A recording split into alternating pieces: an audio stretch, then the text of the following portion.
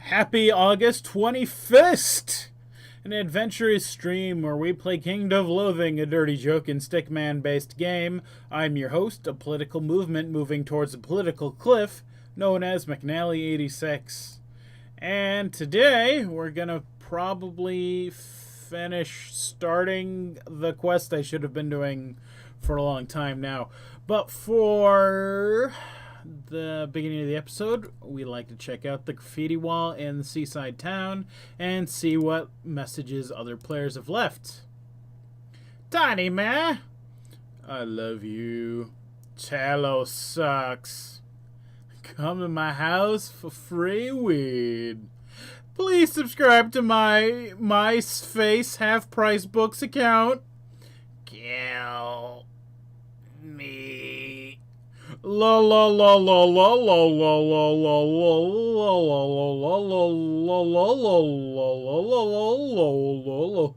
la la. No sign of the morning coming. You've been left on your own, like a rainbow in the dark. And where is chat? There we go. Okay. So we'll just write a message for the wall and put a green. Oh, sorry, Yanni today. All right. Well, we have to advertise that rock band, so we'll just go random places and advertise in random places. So why not? No, not Mount Noob. That'd be a terrible place. Mount McLarge Huge. Why don't we check out the icy peak? You're fighting a Knot Yeti. This is an enormous Yeti from the distant icy lands of Knot. The Yetis of Knot are extremely powerful, outmatched only by the fiendish slandings of Knot. Alright, let's advertise my rock band to him. You slap a rock band flyer on your opponent. It enrages him. He kicks you with his big Yeti feet. Even worse, he has an abominable case of Yeti's foot. Ugh, cold damage. Alright, well, let's kill him. And Monster Manual tells me about not Yetis. Not Yetis! Growls and snarls are fairly advanced forms of communications. More advanced than frat orcs, anyway. Alright. And here's another Not Yeti. Let's advertise to him. And punch him to death. Hooray, I win! And another Yeti. Let's advertise and punch him to death. I'm fighting a Snow Queen. This frosty matriarch is made of a cloud of whirling snow with a regal crown floating on top of it. She's a bit of a fat-bottomed girl, but she hits like dynamite with a laser beam. If you don't stop her now, she'll be the champion, my friend. Well, clearly someone like Queen will want to go to the rock band. Alright. And I learned from Monster Manual. The Snow Queen is from a country called Rhine, which is bound by the seven seas. Alright, here's upgraded RAM. This RAM is modified itself so it can survive high altitudes. It also runs faster and crashes less frequently than your average RAM. Alright, now that that's dead... Oh, I got a bottle of Ram's Face Lager. This is a bottle of delicious lager bottled by Ram's Face Brewery in distant lands. The label reads, drinking this delicious bottom-fermented lager is like being butted in the head by a ram. It said bottom and butt. Well, let's drink that. Ram juice. There's too many items. Sort by recent. You drink the bottle of Ram's Face Lager and then break the bottle of your own forehead when you're done. Booyah! Alright, well, let's see how the rock band is going. You walk up to the amphitheater and see the frat boy. Alright, so he hasn't changed his message since yesterday. We've pushed the band, but we haven't pushed it too much. So we pushed the band too much, but we can push it too much further. Alright, well, I think I'm going to go to the Hidden City and the Hidden Apartment Building. Fighting a pygmy witch accountant. Let's get some of those guys advertised in. You know, pygmy witch accountants might want to go to a rock band. You don't know that. You don't know that at all. All right. And so, pygmy janitor. Let's invite a grizzled rodeo clown. I'm not sure we should be inviting grizzled rodeo clowns, but we are. And pygmy witch lawyer. And let's see what else.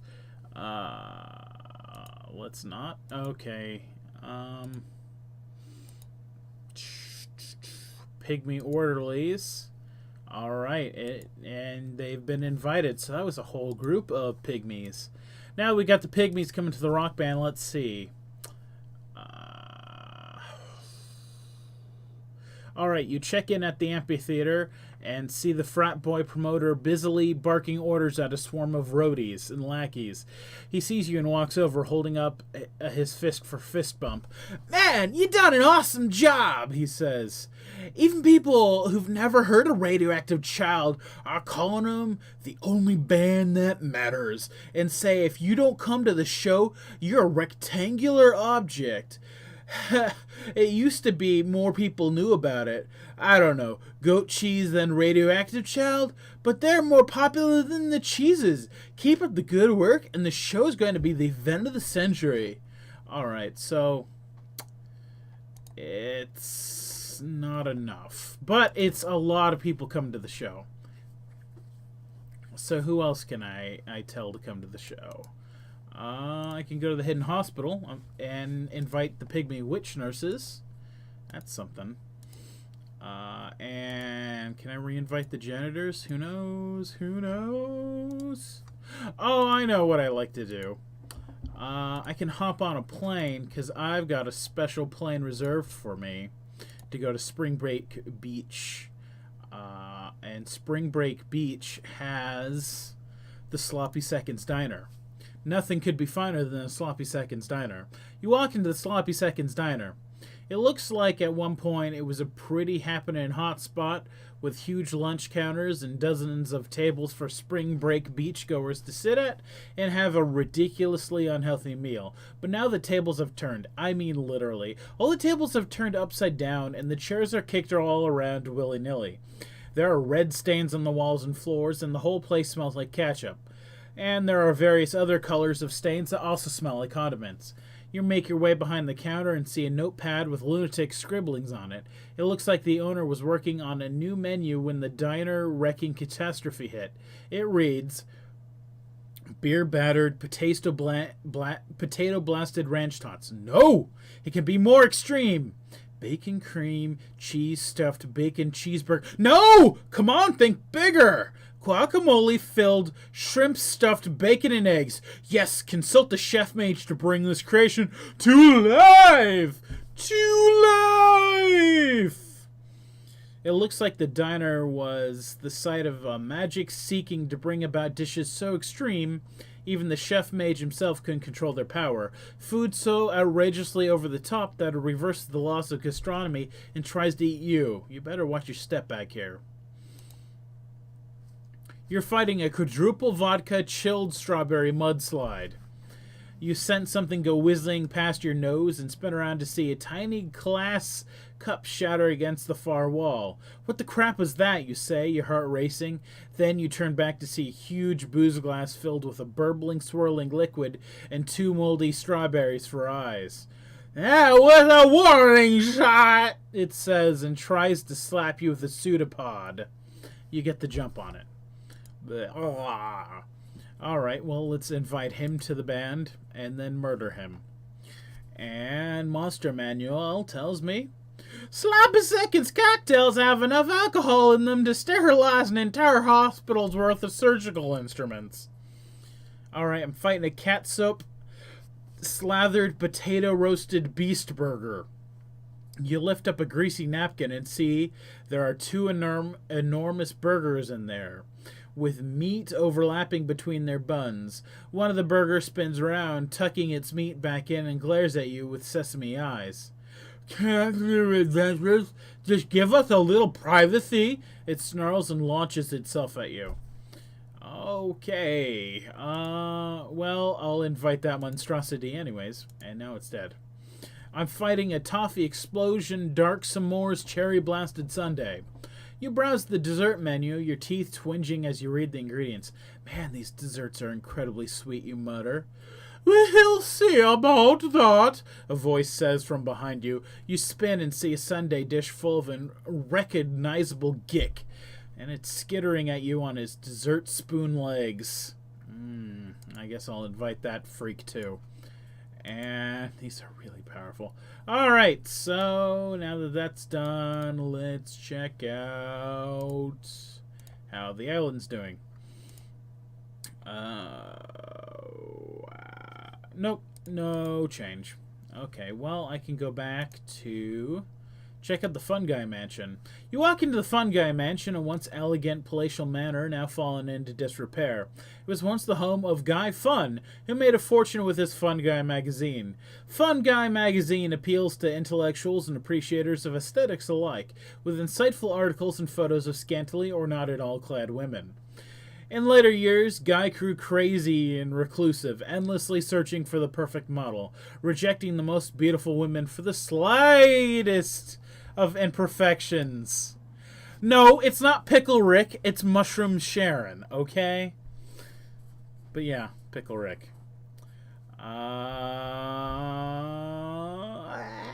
Rejecting the most beautiful women for the slightest imperfections.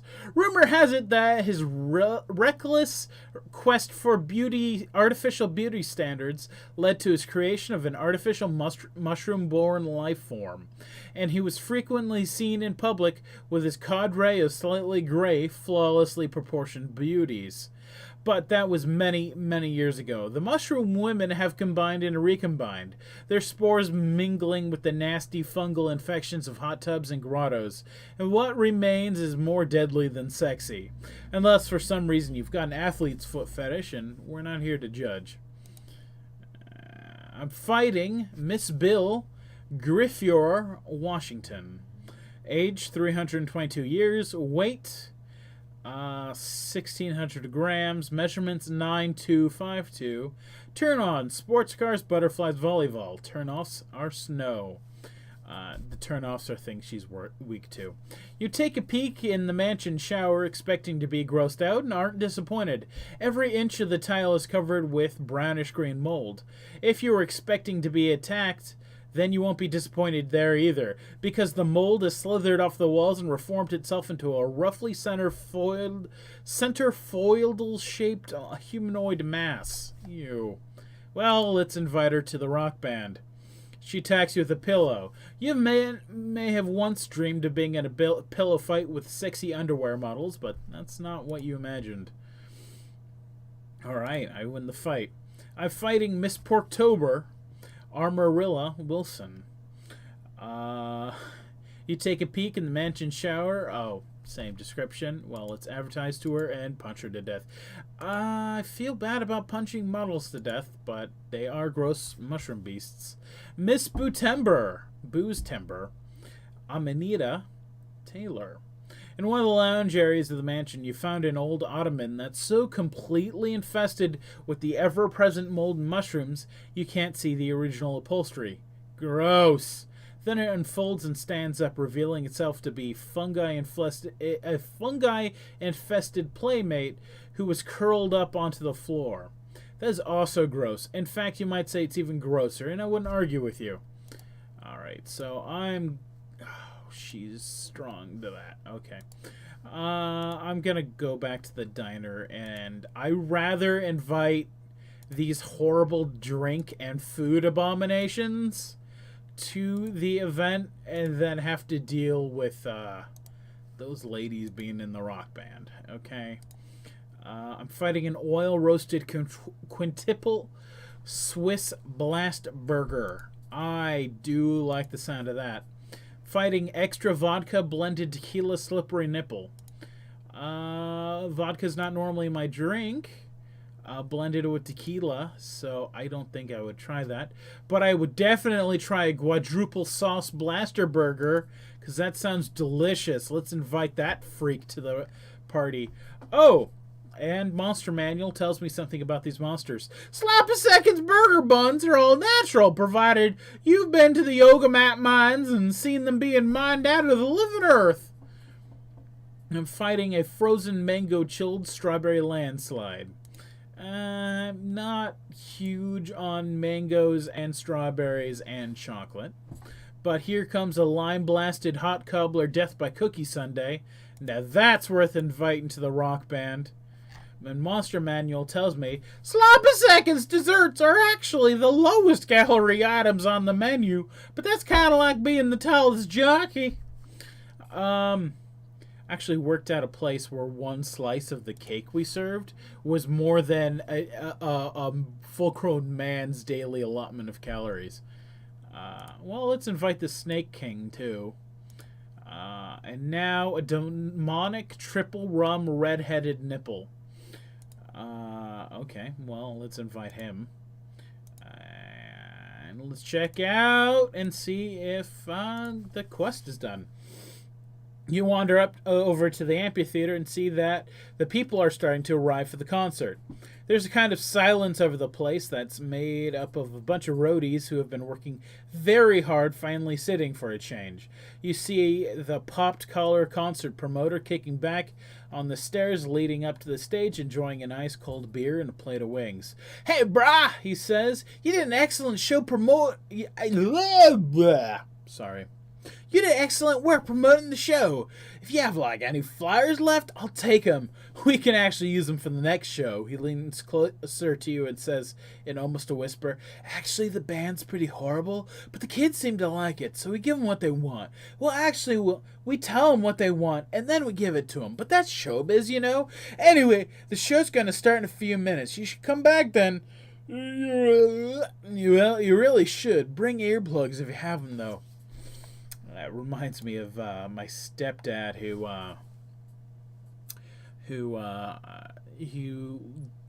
lives in a big city and he volunteers for their bowl, being an usher, and there's a lot of music he doesn't understand.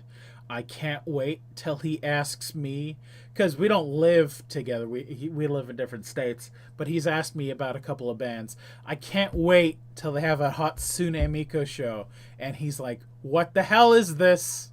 I can't wait to find out about it. He's gonna ask about Hatsune Miku one day. And it might be soon. She wasn't there. It was Baby Metal.